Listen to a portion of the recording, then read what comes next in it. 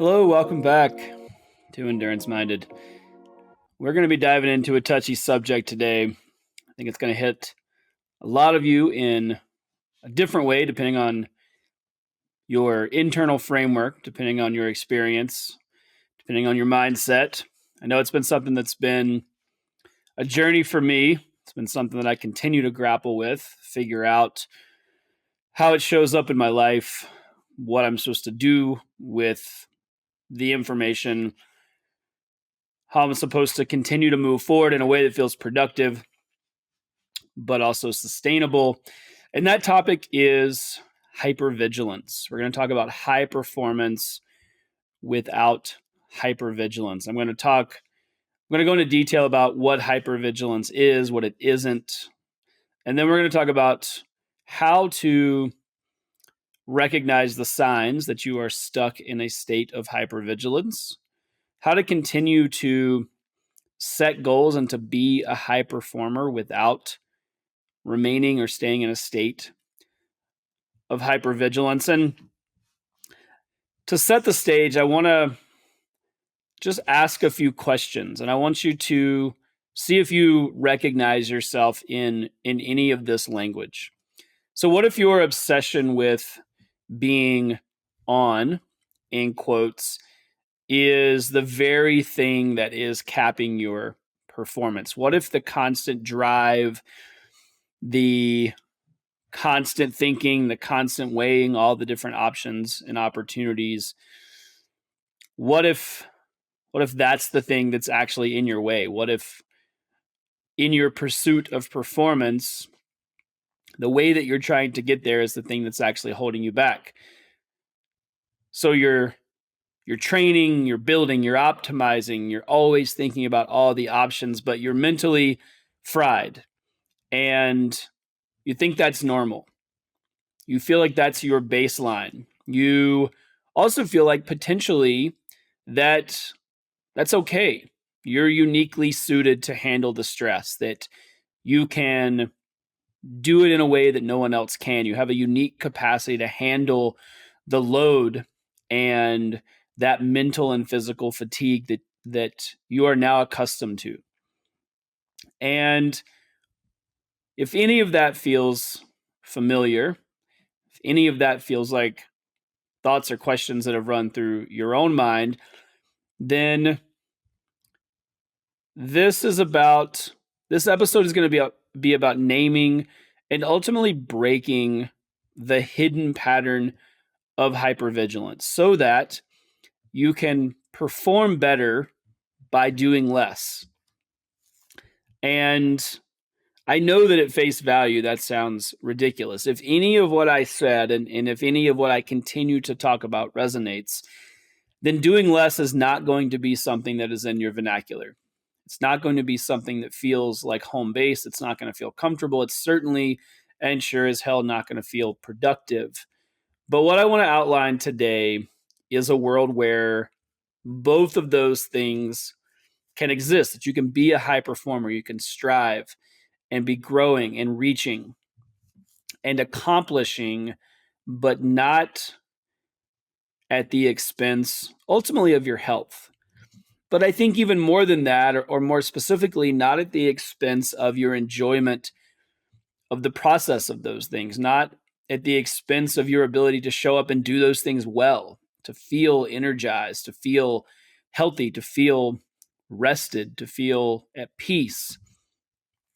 And so I want to start by just framing and really defining what hypervigilance is in the context that we're going to talk about it today. So there are really two types of hypervigilance. There is the hypervigilance of trauma in psychology, and then there is the hypervigilance of a high performance culture. We're going to be talking about the latter, but I want to define both so that it's very clear what I'm talking about. And so you know exactly where you fall and whom specifically I'm referencing. So hypervigilance as it relates to trauma is a heightened state of sensory sensitivity. So this is often caused by PTSD or chronic stress. It's when someone is always scanning for danger. They're hyper aware of their surroundings, emotions, perceived threats. This is exhausting. It's involuntary and it's protective. And this is a very real response to very real trauma. And so, what I'm going to talk about today is not that. It is not individuals who have had a very real psychological response to very real trauma that is now causing them to represent themselves and move through the world in a way that's in alignment with some of the things that I just mentioned. What I am talking about is hypervigilance in high performance culture. So this is less about trauma and more about over optimization. So it's a chronic state of alertness. It's when someone is mentally always on. They're planning, they're analyzing, they're reviewing, anticipating, optimizing, even in the moments meant for rest. And that's really the key piece. It's not that those things are inherently bad. It's not that being on is inherently bad. It's not that planning, analyzing, reviewing, anticipating, optimizing, none of those things are inherently bad. They are only counterproductive when we can't turn them off, when we can't actually rest. And that's what we're going to talk about today, is that real lack of rest. It's the real hidden cost of doing something that we think is eliciting the results and the response that we desire, but in fact, it's running in opposition of that exact thing. And so, just to highlight again, I want to be very clear. The key differences is that the trauma-based hypervigilance is a survival response. Again, a very real response to very real trauma outside of the individual's control. High achiever hypervigilance, again, hypervigilance for the overachiever, is a performance control response. But it triggers the same thing. But I want to represent the key differences here. Again, that the high achiever hypervigilance is it's performance control. So it's an attempt to control. It's not an attempt or it's not a response to trauma. And I'm going to give you actually several instances or signs that you are in a hypervigilant state, even if you think you're just, I'll use quotes, dialed in. And I can't tell you how many times I've said this. This is me, to be clear.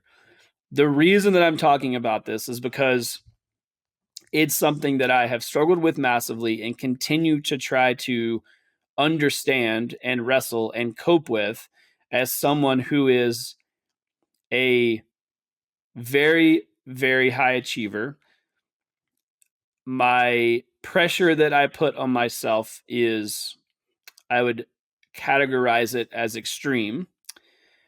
And yet I'm someone who still wants to enjoy life. I'm someone who still values my relationships. I'm someone who wants to enjoy the process. I work so hard and set such lofty goals because I recognize the opportunities that presents. I enjoy engaging in things deeply and intently and going all in. But that can't be at the expense of actually enjoying the process, actually being able to rest so that I can show up and actually produce results. So here's some signs that you are in a hypervigilant state. You feel guilty or anxious when you're resting. So you've taken downtime, you've set that aside, but it doesn't feel like rest because you feel like you should be doing something else. If you're resting, it's wasted time. That's what's going through your mind. If you're mentally rehearsing tomorrow's exercise, tomorrow's business meeting, a call that you have, when you're trying to rest, specifically when you're trying to fall asleep, so you can't turn your brain off, or you wake up in the middle of the night thinking about those things. If you default to problem-solving mode, so you're constantly tweaking systems, training plans, workflows, always trying to figure out how to optimize the thing to get the most out of it. You struggle to enjoy moments of downtime. So when you're presented with the moment of downtime, you struggle to enjoy it because you feel like you should, put that word in quotes, be doing something else. Again, very similar to the guilt and anxiety that comes with resting, is it doesn't feel like it's what you should be doing. It feels like you should be productive, that it's wasted time. You are always checking your metrics. So this could be revenue, this could be followers, emails, training data, whatever your metrics are. We all have access to tons of metrics. You're constantly checking those things relatively compulsively because you're looking for some sign that there's an opportunity for optimization. You're looking for a way to engage, right? You're checking email because you want to be busy. It gives you a reason to not rest, just as a couple of examples. And you equate your productivity with your self-worth. So the more productive that you are, the better you feel about yourself. Essentially, or specifically, the more perceived productivity that you have, the more you equate that with your self-worth. So again, being quote unquote productive when you can and should be resting makes you feel like you are a better person or a more worthy person. Now, so if any of those things sound like they might be in alignment with how you move through the world, and I want to be clear, it's not all of those things. I'm not saying that you have to have all of those. There's just some examples. I'm also not saying that you have to have represent those things at all times. It's not like every single day that you're particularly fraught with all of those instances or some of those instances, but I just want you to recognize the language. And I think that if you are this individual, or if you are predisposed or inclined to be in a hypervigilant state, I think you'll know what I'm talking about. It's not unclear, and it's not hard to find once you put some language to it. I remember the first time I heard this and started to dig into what this means, I was like, oh, yeah, that's me. Of course. Right? I knew it. I had just created a narrative and built up all of these different systems and infrastructures that supported those processes, right? That had supported me continuing to carry out that approach to life. And I continued to, even pull people into my circle that told me that that was what optimization looked like. So I'd built a life that told me that I was right. Well, as soon as I heard language that gave me the other side of the coin or presented that as an option, again, that this hypervigilant state, cortisol, addiction, dopamine addiction, cortisol response, which I'll get into in a second, it was so clear to me what was going on. So I don't think that it's going to be particularly hard to find if you are someone who resonates with any of what I'm talking about at this stage of our conversation. But there's a real cost to all this. And the real cost here is, again, I want to just highlight a few things. What I'm going to do next is I'm going to break down what this actually looks like from a kind of a scientific perspective. So I want to do a bit of a deep dive into cortisol and the parasympathetic and sympathetic nervous system. But I want to first, before I do that, I want you to understand the real cost of what we're talking about here. Because this is not just a nice to have. This is not just a, oh, it would be interesting if I could shift that. It would be cool if I felt a little different. No, there is a very, very real cost here. The first, and I think the most real cost, is cognitive fatigue. So your brain uses energy to scan constantly, even subconsciously. It leads to things like decision fatigue, creative blocks, reduced mental flexibility. So much energy gets used because we're never resting. There's also emotional numbness. So hypervigilance dulls our emotional range.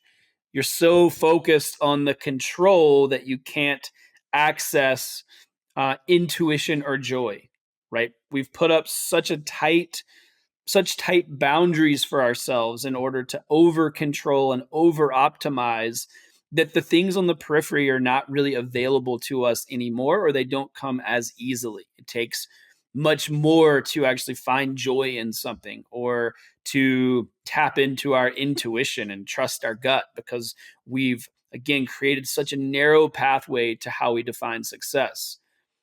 Our nervous system literally gets exhausted. There's this constant low grade activation of the sympathetic nervous system, which again, I'll break down later.